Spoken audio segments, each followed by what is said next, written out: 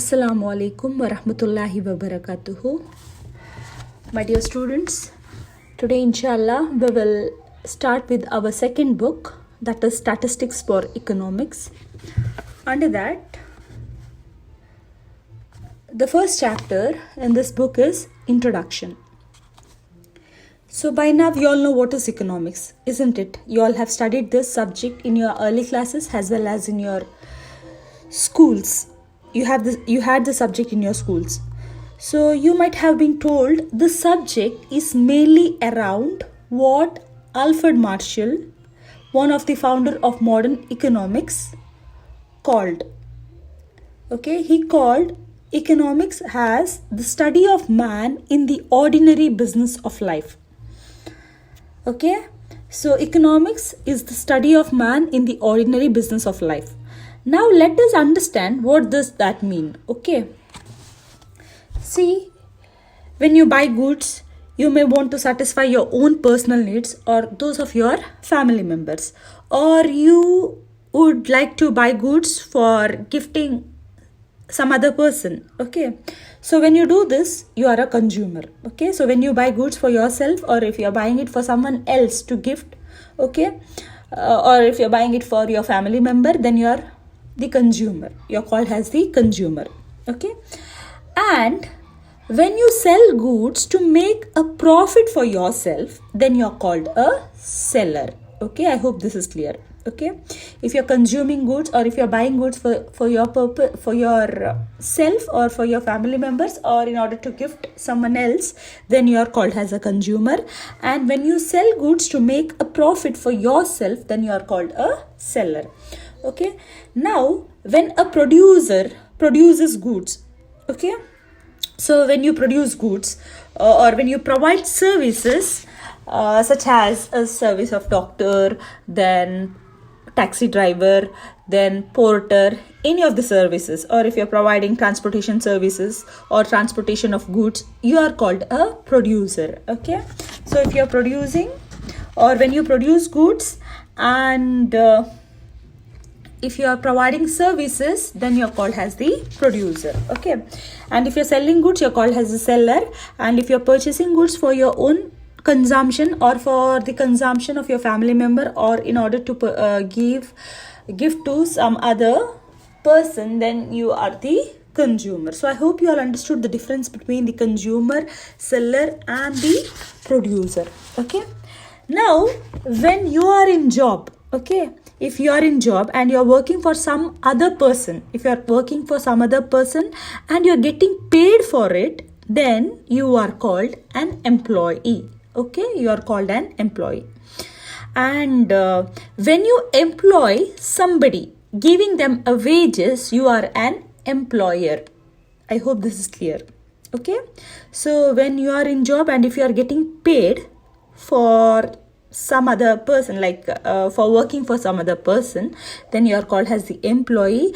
And when you employ somebody and if you're giving them wages or salary, then you are an employer. Is that clear? Now in all these cases, you will be called gainfully employed in an economic activities. That means in all these cases, that is the cases of consumer, producer, seller, employee, employer. Okay, in all these cases, you will be called gainfully employed in an economic activities. That means you are engaged in an economic activities. Okay, you're carrying out economic activities. So economic activities are ones that are undertaken for a monetary gain. Okay, it is undertaken for the benefit of money, for getting money. Okay, so this is what economics means by ordinary business of life.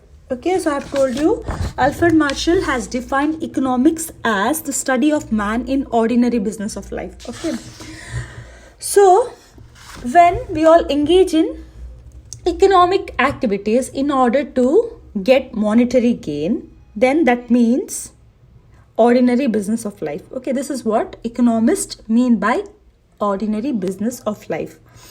Okay, so you all know we cannot get something for nothing, isn't it?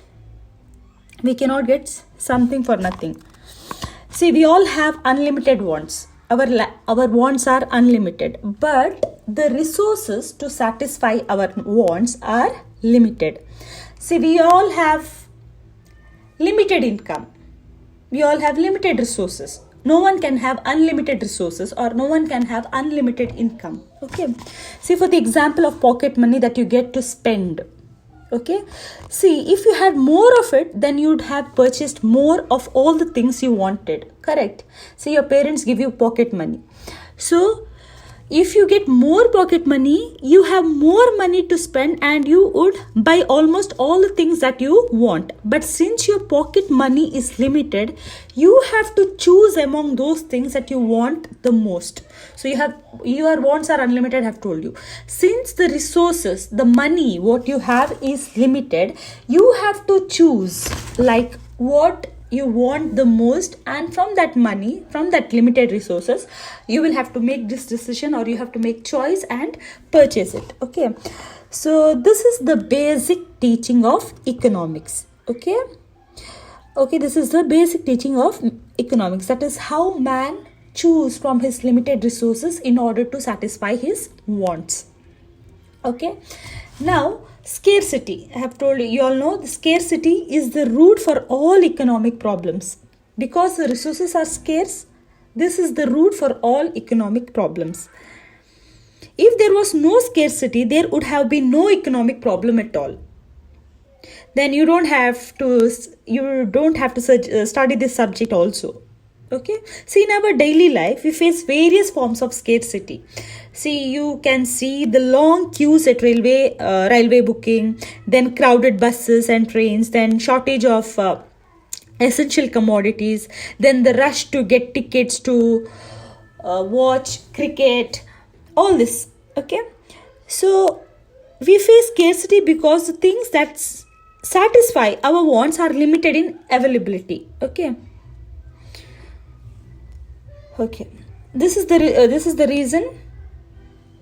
Since the resources are scarce, we have to choose among the things you actually want in your life. Okay, now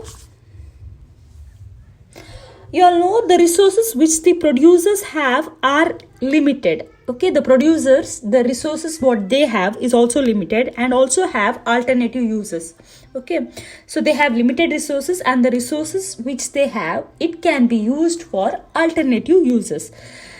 See, take the case of food that you eat every day. Okay, it satisfies your wants of nourishment, isn't it? Now, farmers employed in agricultural rice crops that produce your food, isn't it? So a farmer is producing your food. So at any point of the time, the resources in agriculture like land, labor, water, fertilizer, etc. are given. Correct. So all these resources have alternative uses. So you all know what are the things that is used for agriculture. So what are the main resources? That is land, labor, water, fertilizers, isn't it? So these resources have alternative uses. See, some resources can be used in the production of non-food crops such as rubber, cotton, jute, etc. So thus, alternative uses of resources gives rise to the problem of choice between different combinations that can be produced by those resources. Okay, since the resources have alternative uses, what happens? It gives rise to the problem of choice. Okay, here now the producer has to choose like for what purpose he is going to use his resources.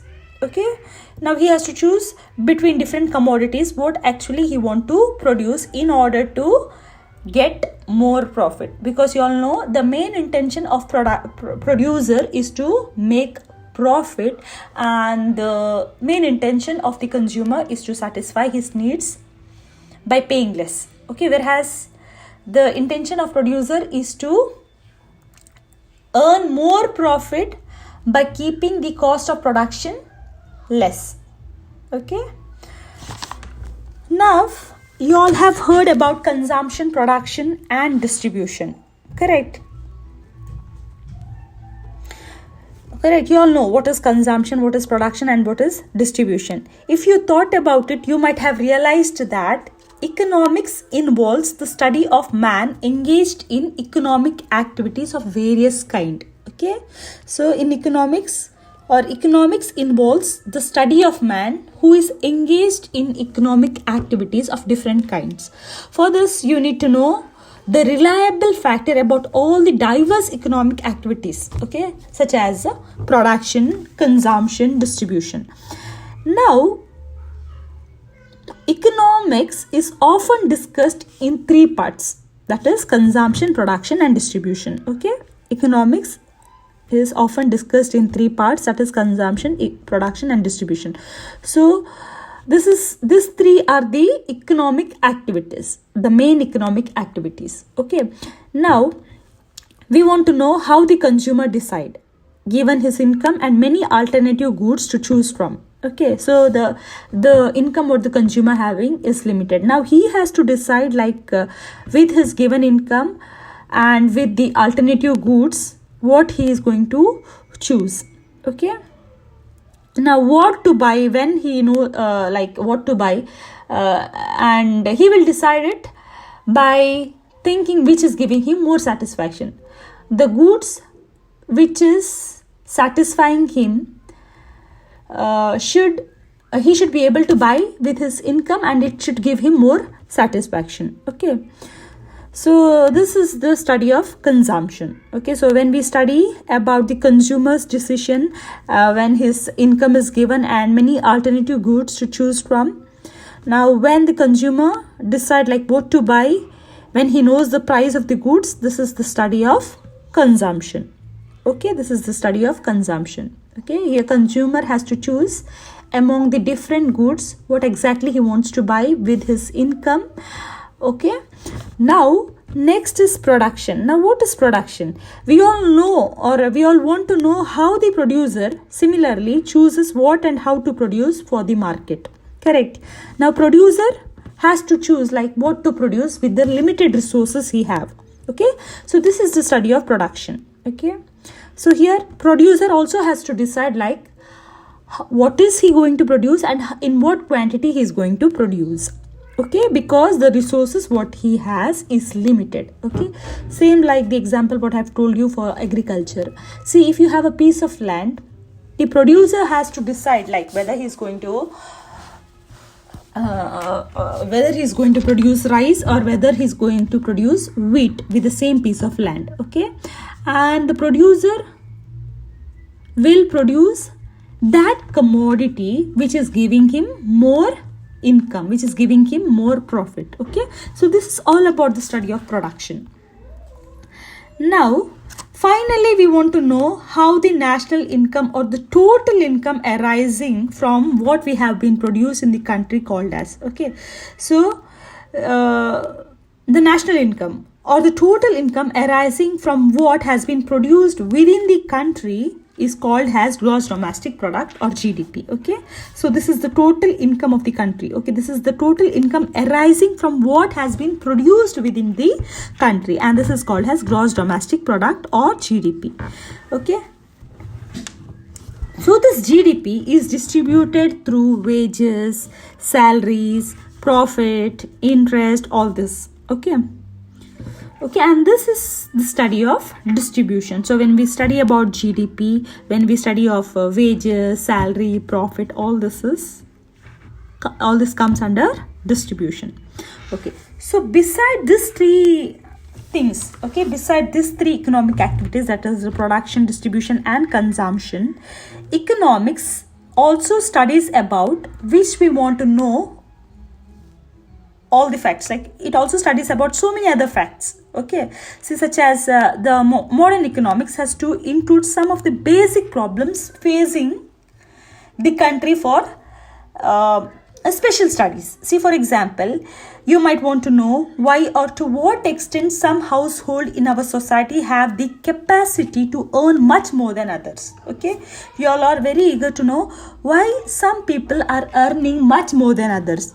Then we also want to know many people how many people in the country are really poor, then how many are middle class, then how many are relatively rich, or so on. Okay, then we also want to know so many other things, such as how many are illiterate, then who will not get jobs, then what is the requiring education, how many are highly educated, and what have the best job, what will be the best job opportunity, and all this, okay, and so on. So in other words, you may want to know more facts in terms of numbers that would answer questions about poverty and disparities in society. That means you in economics, you also want to know, other than production, consumption and distribution, you also want to know so many other things. As I've told you, you want to know how many are illiterate, how many are poor, how many are rich, what is the best job opportunity, then who will get job, who will not get job, all this, correct? So all this, or in order to know this, you want to know more facts in terms of numbers that would answer questions about poverty and disparities in society. See, you all know, or we all don't like this poverty, isn't it? No one likes poverty. So if you want to do something about this poverty, or if you want to get rid of this poverty, or if you want to remove this poverty out of the economy, you will need to know the facts about all these things, correct, before you ask for appropriate action that has to be taken by the government. So if you know the facts, it may also be possible to plan your own life better. Okay, so if you know the fact, it is very essential to know your more life better. Okay, similarly, you hear of some of you might have heard about so many disasters such as earthquake, then bird flu, and this corona, all so many things, isn't it? So these are the dangers threatening our country and so on that affects the man. Okay, so such types of dangers are threatening our country, and it is threatening the life of the man. Okay, so ordinary business of life. Okay, so when we say ordinary business of life, it comes under this. Okay,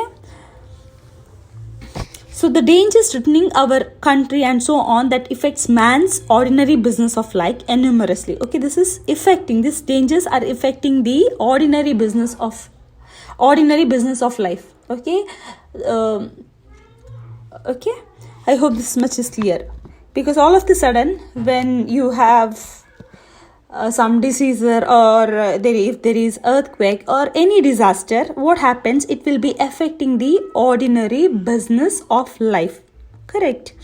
So economists can look at these things provided they know how to collect and put together the facts about what these disasters caused systematically and correctly.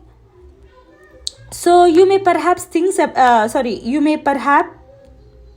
think about it and ask yourself whether it is right that the modern economics now includes learning the basic skills involved in making useful studies for measuring poverty, then how incomes are distributed, how earning opportunities are related, then how these earning opportunities are related to your education, then how environmental disasters affect our lives, and so on.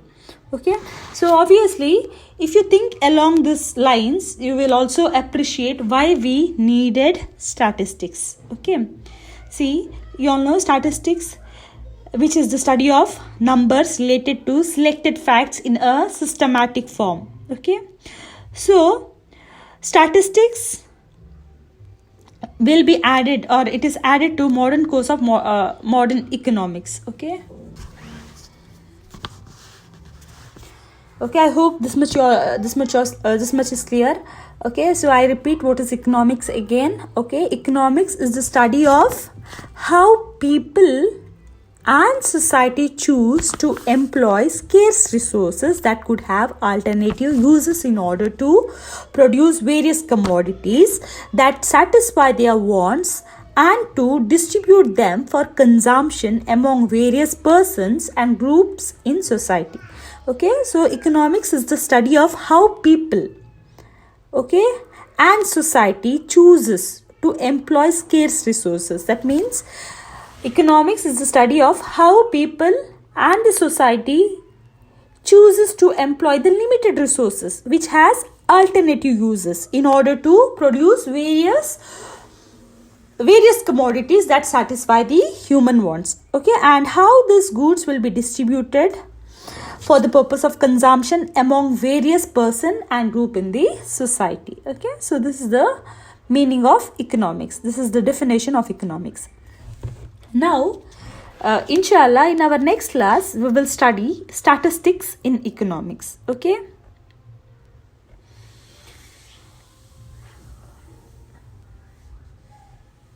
Okay, so inshallah in our next class we will study what is statistics in economics. I hope so much is clear. Okay, all that is done today is very simple. I just told you what is economics and who is the father of modern economics, that is Alfred Marshall. And then I've told you what do you mean by consumer, seller, producer, employee, employer, and what is the basic economic activities. Then what is it like, what is consumption, what is production, what is distribution, and what are the other things everyone would want to know. What are the facts that people would want to know, such as how many are illiterate, how many are poor, how many are middle class, then so on. Okay, and then I've told you finally the definition of economics. That is, economics is the study of how people and society chooses to employ the scarce resources that could have alternative uses in order to produce various commodities that satisfy their wants and to distribute them for consumption among various persons and group in society. Okay, so economics is the study of how people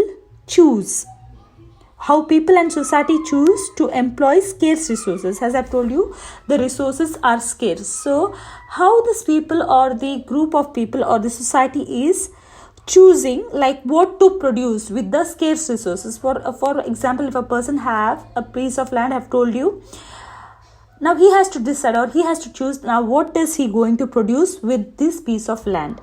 Whether he's going to produce wheat, rice, ragi, anything. Okay, in order to produce various commodities. So the various commodities I have told you, that is rice, ragi, wheat, everything. Okay, and he has to produce that commodity that is satisfying his wants. Okay, when he will be satisfied?